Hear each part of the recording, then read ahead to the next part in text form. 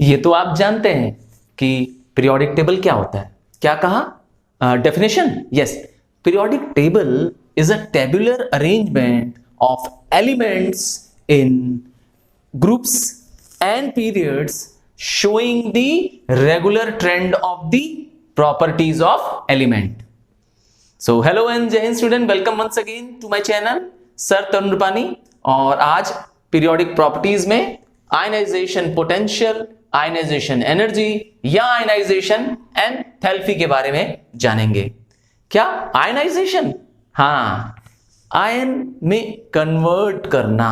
Ion, yes, charge particle, चाहे वो positive हो चाहे नेगेटिव हो, उसमें कन्वर्ट करने को कहते हैं आयंस में कन्वर्ट होना। तो आयंस में कन्वर्ट होने में क्या एनर्जी, क्या अमाउंट ऑफ एनर्जी चाहिए होगी ताकि वो एक एटम आयन बन जाए, इसका नाम रखा गया है आयनाइजेशन एनर्जी।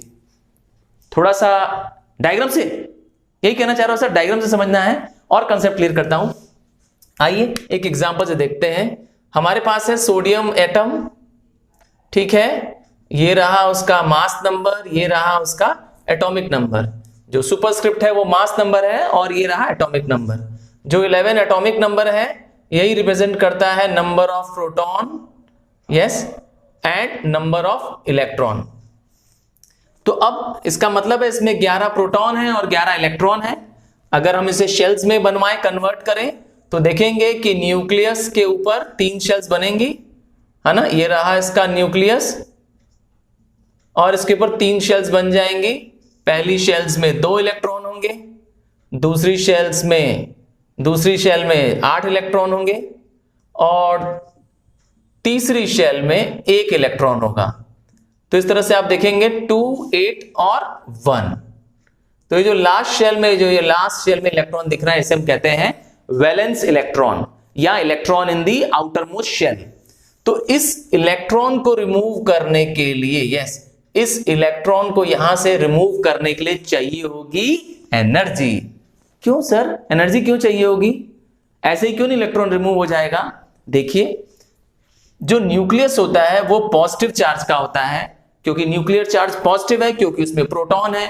न्यूट्रॉन तो होता है न्यूक्लियस में, बट न्यूट्रॉन में कोई चार्ज नहीं होता है। तो इसीलिए न्यूट्रॉन के चार्ज न होने के बावजूद न्यूक्लियस में होता है पॉजिटिव चार्ज और इलेक्ट्रॉन में होता है नेगेटिव चार्ज। तो ये पॉजिटिव और नेगेटिव एक दूसरे को क्या करते हैं? अट्रैक्ट करते हैं। नतीजा, there is a strong pull between these two. दोनों के बीच में, इलेक्ट्रॉन के बीच में और न्यूक्लियस के बीच में स्ट्रॉन्ग पुल होता है ना। इस पुल को तोड़ने के लिए, इसको अलग करने के लिए, इलेक्ट्रॉन को अलग करने के लिए ये एनर्जी लगती है। यस, यही एनर्जी जो इसके इलेक्ट्रॉन को रिमूव कर दे, इस इलेक्ट्रॉन को रिमूव कर दे आउटर मोस्ट शेल से, ताकि ये क्या हो जाए, यहां से बाहर चला जाए, का नाम रखा गया है आयनाइजेशन पोटेंशियल, आयनाइजेशन एनर्जी या आयनाइजेशन एंथैल्पी। इसके बाद क्या हो जाएगा? ऑब्वियस सी बात है, यहां से जब ये कन्वर्ट होगा तो उसके बाद सिर्फ 2 शेल्स बचेंगी। ये रहा न्यूक्लियस, पहली शेल और दूसरी शेल। यहां पे आते ही, यस, यहां पर आते ही इसमें पॉजिटिव चार्ज बच जाएगा। अब सोडियम जो है, यस, गैसियस सोडियम होना चाहिए। गैसियस सोडियम क्या हो जाएगा? पॉजिटिव चार्ज बन जाएगा। क्यों? क्योंकि इसका इलेक्ट्रॉन जो कि नेगेटिव चार्ज है वो रिमूव हो गया है। तो प्रोटॉन तो एज इट इज पड़ा हुआ है, अर्थात न्यूक्लियर चार्ज तो चेंज हुआ नहीं, बट क्या हो गया? इलेक्ट्रॉन रिमूव हो गया, हेंस ये क्या बन गया? Positive charge. पहली शेल में 2 ही रह गए और तीसरी शेल अब हट चुकी है। अब जो 8 इलेक्ट्रॉन सेकंड में है वो एज इट इज मौजूद रहेंगे। सो हेंस ये क्या बन गया है? पॉजिटिव चार्ज बन गया है। आइए अब डेफिनेशन से समझते हैं क्या है ionisation potential. The energy required to remove an electron from the neutral gaseous atom. ये न्यूट्रल वर्ड क्यों यूज कर रहे हैं? न्यूट्रल इसलिए इस्तेमाल कर रहे हैं क्योंकि नंबर ऑफ प्रोटॉन और नंबर ऑफ इलेक्ट्रॉन क्या है? इनिशियली सेम है। देखिए, जितना प्रोटॉन है 11 प्रोटॉन है और इलेक्ट्रॉन भी 11 है। अच्छा, आइसोलेटेड होना भी जरूरी है और गैसियस एटम होना जरूरी है। गैसियस, सर आपने तो सोडियम लिया है यहां पर, ये तो गैस है नहीं, ये कहना चाह रहे हैं। देखिए, गैसियस स्टेट में होना चाहिए। यस, जरूरी नहीं है कि गैस का एटम होना चाहिए, ये नहीं मैंने कहा ऑक्सीजन का एटम होना चाहिए, क्लोरीन का एटम होना चाहिए, ऐसा मैंने नहीं कहा।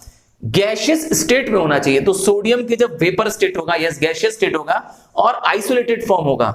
ये गैशियस ही क्यों जरूरी है सर? सॉलिड और लिक्विड फॉर्म क्यों नहीं ले सकते हैं सर? सॉलिड और लिक्विड इसलिए ले सकते हैं क्योंकि वो फिर कंबाइंड हो जाते हैं, इसीलिए आइसोलेटेड लेना है, सेपरेटेड लेना है और गैशियस पार्टिकल लेना है।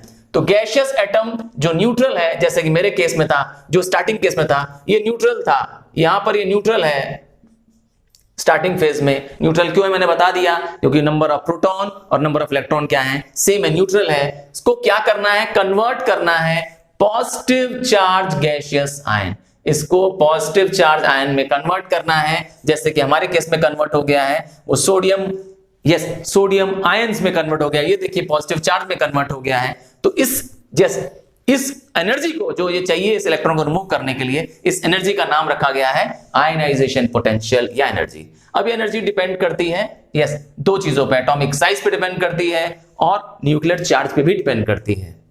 सबसे पहले इस आयनाइजेशन को एनर्जी को मेजर किस में करते हैं, तो इसका ऐसा यूनिट है किलो जूल पर मोल, यस किलो जूल पर मोल।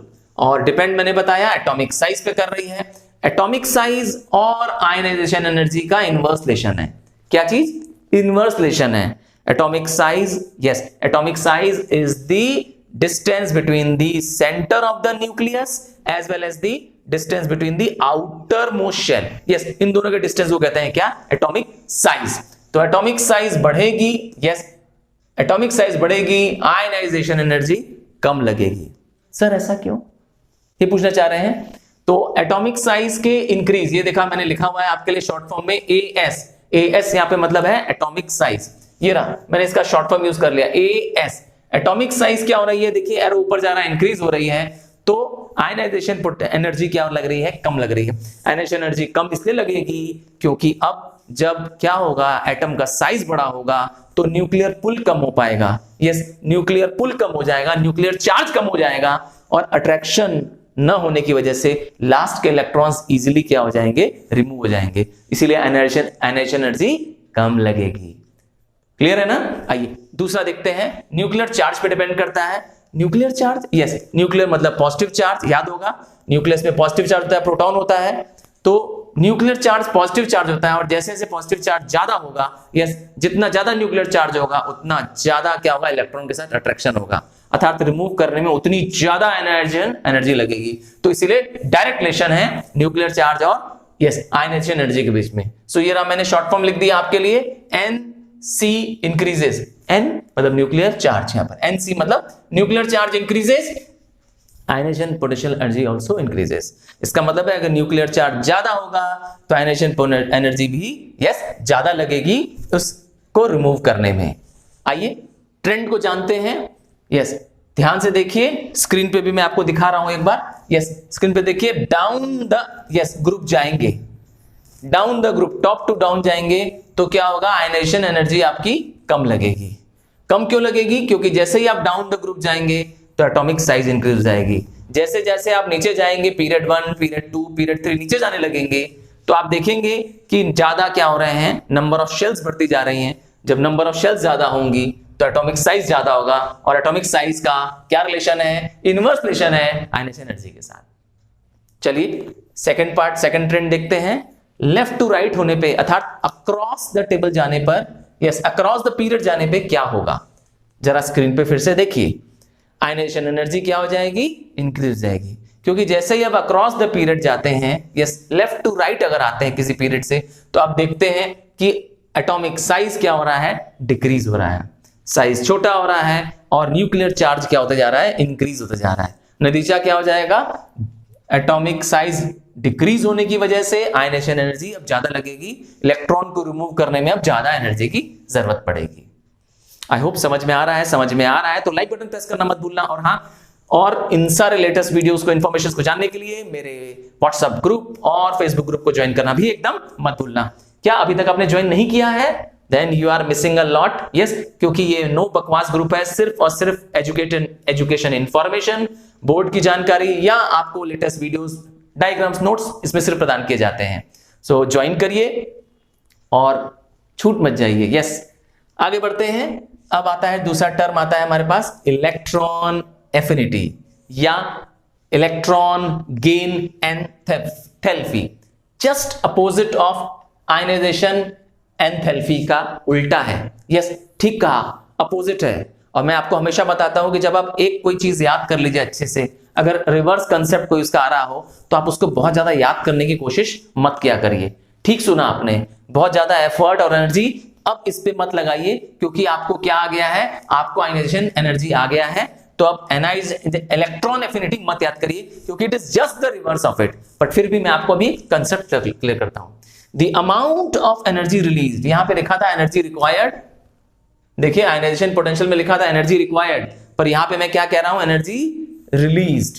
कितनी एनर्जी रिलीज होगी, to add, yes, to add an electron. यहां पे रिमूव एन इलेक्ट्रॉन था, देखिए ध्यान से, ऊपर लिखा था रिमूव एन इलेक्ट्रॉन, और यहां पे मैं क्या कर रहा हूं, to add an electron to a neutral gaseous atom to convert it, ताकि वो किसमें कन्वर्ट हो जाए, ताकि वो कन्वर्ट हो जाए नेगेटिव चार्ज।